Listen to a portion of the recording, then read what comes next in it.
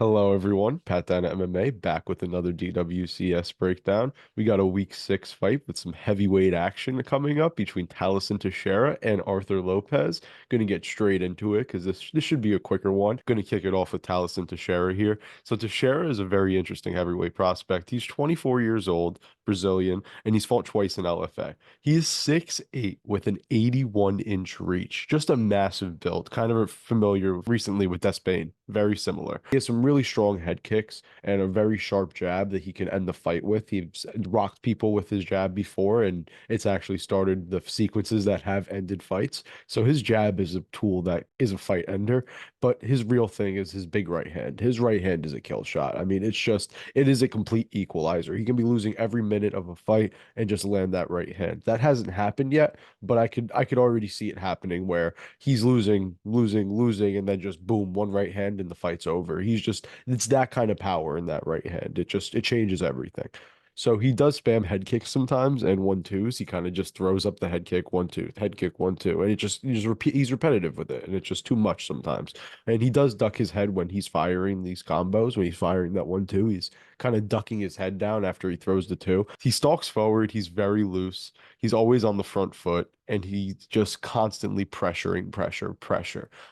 He could be a little too relaxed in there sometimes, a little bit too loose. So that could be something that gets him in trouble at some point.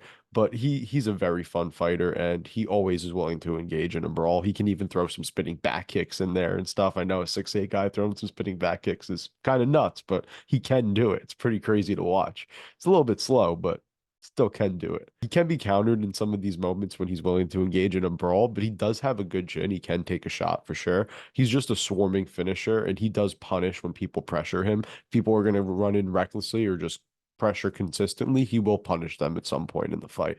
He's very accurate. He has some good takedown defense. He doesn't get taken down easily, but he can be held against the cage and lose some minutes just being held against the cage while defending takedowns. And the big knock on him is he has a bad level of competition. He just hasn't really fought anyone that seems to be on par with his skill level.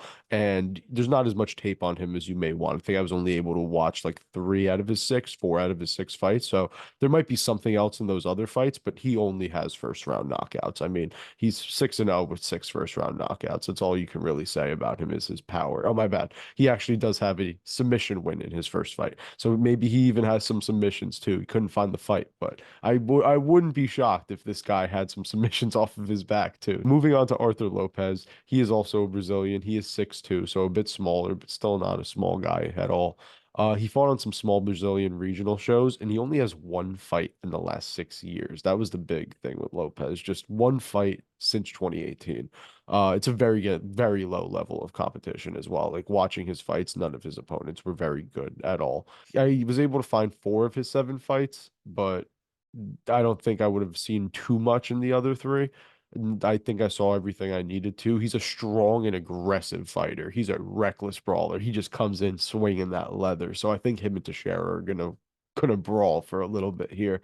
He doesn't really attempt takedowns, but he controls well on top when it does end up there. So I don't think there'll really be many takedowns in this fight, and neither of these guys are shooting for takedowns much. He can be caught in some submissions, which we could see in this fight if Teixeira has more of a submission game than it leads on to see. We really don't see it in most of his fights. He does have a focus on ground and pound and volume. He kind of just peppers you with shots when he's on top, but he does have a little bit of power in those shots. Just not he's not focused on the power. He's more focused on the peppering. His left kick to the head and body is very effective, very solid left kick to the head and body, but he does get hit moving back, and you see that a lot where he'll be moving back and then he'll just get caught and you'll be like, "Ooh, okay."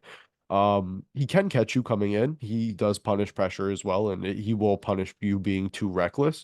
And he has some really nice clinch knees to the body, but his striking defense overall, he gets hit moving back. He keeps his chin up, and it's just he doesn't have the most power, but he just does have a lot of good overwhelming volume for the most part. He does have power for sure, just not as much power as Teixeira. So moving on to my prediction for this fight, this one's pretty simple for me.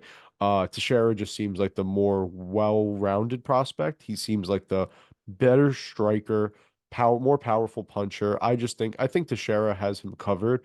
Lopez might have better cardio, I'm not really sure. You really can't tell on tape. I know Lopez has went a little longer in fights than Teixeira has, but it's really you really can't tell with these guys in terms of their cardio. I'm expecting a very early knockout in this fight, and I'm gonna take Tallison Teixeira to deliver that knockout. I think he'll do it with that big right hand because I mean, it's just so powerful, so powerful. Maybe one of the head kicks too. I could see him doing it with a head kick, but probably that big right hand, maybe even a mix of both. He likes to throw both of those. So I think Tallison Teixeira will be an interesting heavyweight prospect moving forward. He's 24 years old, very solid striking, very powerful striking. We're going to see where Tallison Teixeira can go because I think he might have a decent ceiling in the sport. I wanted to thank everyone for watching up to this point in the video. That I really appreciate, like I said, all of the support I've been getting on these videos. Please like, comment, and subscribe for more. I will be coming out with more for this week's up for week 6 in the coming days. I have